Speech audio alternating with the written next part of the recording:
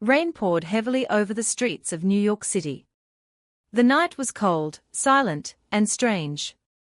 Street lights flickered like dying stars, and the sound of thunder echoed between the empty buildings. At exactly 11:47 p.m., 24-year-old Ethan Carter received a message from an unknown number. "Don't go home tonight." Ethan stared at the phone screen while standing outside the subway station. He frowned. "Probably some stupid prank," he muttered, but seconds later, another message arrived: "If you enter your apartment, you will die." A chill ran through his body. Ethan looked around. The streets were nearly empty except for a homeless man sleeping under a newspaper stand and a taxi disappearing into the rain. He typed back quickly, "Who is this?" No reply. Ethan tried calling the number. The call failed instantly. His heartbeat became faster. For a moment, he considered ignoring it completely. After all, who would believe something like this? But then his phone vibrated again. "Look up." Ethan slowly raised his head. Across the street, on the fourth floor of a dark building, someone was standing near a window, watching him. Lightning flashed across the sky. The figure vanished. Ethan froze. Now fear had replaced curiosity. He immediately walked into a nearby coffee shop that was still open. The old waiter behind the counter looked half asleep. "You okay, kid?" the waiter asked. "Yeah. I think so." Ethan sat near the window and kept staring outside. Another message appeared: "Good. Stay away from apartment 314. Ethan's blood turned cold. That was his apartment number. He quickly replied, "How do you know where I live?" 3 dots appeared on the screen. Then, "Because I've been inside." Ethan stood up instantly. His breathing became heavy. Someone had entered his apartment. Or maybe, was still inside. He opened the apartment security app connected to his phone. The camera outside his apartment door showed only an empty hallway. But when he checked the living room camera, static. Just static. The camera feed was dead. Thunder crashed outside again. The waiter noticed Ethan's pale face. "You sure you're okay?" Ethan nodded nervously and grabbed his jacket. "I need to go. Kid, in this weather." But Ethan was already outside. Rain soaked him within seconds as he hurried toward his apartment building. His mind raced with questions. Who was texting him? How did they know about apartment 314? Why warn him instead of hurting him? And most importantly, was this real? 20 minutes later, Ethan reached his apartment complex. The building lobby was silent except for the buzzing fluorescent lights above. The elevator wasn't working. Of course. He climbed the stairs slowly. First floor, second floor, third floor.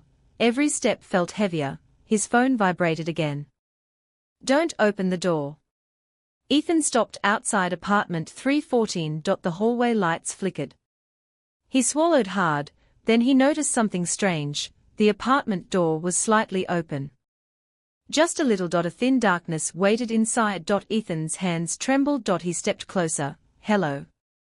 No answer, only silence. Then, a loud bang echoed from inside the apartment. Ethan jumped back in terror. Another bang, like something falling. Or someone hitting a wall. His instincts screamed at him to run, but instead, he slowly pushed the door open. The apartment was dark. The smell inside was strange, metallic, like blood. Ethan reached for the light switch. Click. The lights turned on, and Ethan screamed. Written across the living room wall in red paint were the words, "You were never supposed to come back." His breathing stopped. Suddenly, the bathroom door creaked open by itself. Ethan backed away slowly. Then his phone rang. Unknown number. With shaking hands, he answered. A distorted voice whispered, "He's still there." The call disconnected. At that exact moment, a shadow moved behind the shower curtain. Ethan grabbed a kitchen knife from the counter and walked toward the bathroom. Step, step, step. The curtain slowly swayed. He pulled it back violently. Nothing, empty. But written on the mirror with steam were 3 words, "Look behind you." Ethan turned instantly. A masked man stood inches away. Before Ethan could react, the stranger slammed him against the wall. The knife fell. Ethan punched wildly, struggling for air. The masked man growled, "Where is the key?" "What key?" Ethan shouted. The attacker punched him hard across the face. "You think I don't know? Your father hid it before he died." Ethan's mind exploded with confusion. His father had died 5 years ago, in what police called a suicide. The masked man grabbed Ethan's collar tighter. "Tell me where it is." "I don't know." Suddenly, a gunshot echoed through the apartment. The masked man froze. A bullet tore through his shoulder. He collapsed screaming. Ethan looked toward the doorway. A woman stood there holding a gun. She wore a black coat, rain dripping from her hair. "Run," she yelled. Ethan didn't hesitate. They sprinted through the hallway and down the stairs while the masked man shouted behind them. Outside, they jumped into a black car parked near the alley. The woman drove fast through the rain-covered streets. Ethan stared at her in shock. "Who are you?" "My name is Claire." "Were you the one texting me?" "Yes." "What is happening?" Claire stayed silent for several seconds, then she spoke quietly. "Your father wasn't suicidal." Ethan felt his stomach tighten. "What?" "He worked for a private security company. But secretly, he stole something extremely valuable from dangerous people." "What did he steal?" Claire glanced at him. "A digital key." Ethan frowned. "What kind of key?" "One that can unlock offshore accounts worth hundreds of millions of dollars." Ethan's mind spun. This is insane. Your father hid the key before he died. Those men have been searching for it for years. And they think I have it. Claire nodded. They believe your father left it to you. Ethan looked out the window at the stormy city lights. Everything he believed about his father suddenly felt like a lie. Claire pulled the car into an underground parking garage. "We're safe here for now." "For now." She turned toward him seriously. "They'll never stop hunting you." Suddenly, Ethan remembered something. "When I was a kid, my father gave me an old silver watch before he died." Claire's eyes widened. "Where is it?" "At home." Claire cursed under her breath. The key might be inside the watch. Before Ethan could respond, headlights appeared behind them. 3 black SUVs entered the garage. Claire whispered, "They found us." Men armed with rifles stepped out. Claire handed Ethan a pistol. "You know how to use this?" "No." "You're about to learn." Gunfire exploded through the garage. Windows shattered. Claire fired back while Ethan hid behind a concrete pillar. Terrified, one of the attackers shouted, "Bring him alive." Bullets sparked against the walls. Ethan's hands shook uncontrollably. Then he noticed something horrifying. One attacker removed his mask. Ethan's eyes widened. It was Detective Harris. The same police officer who investigated his father's death years ago.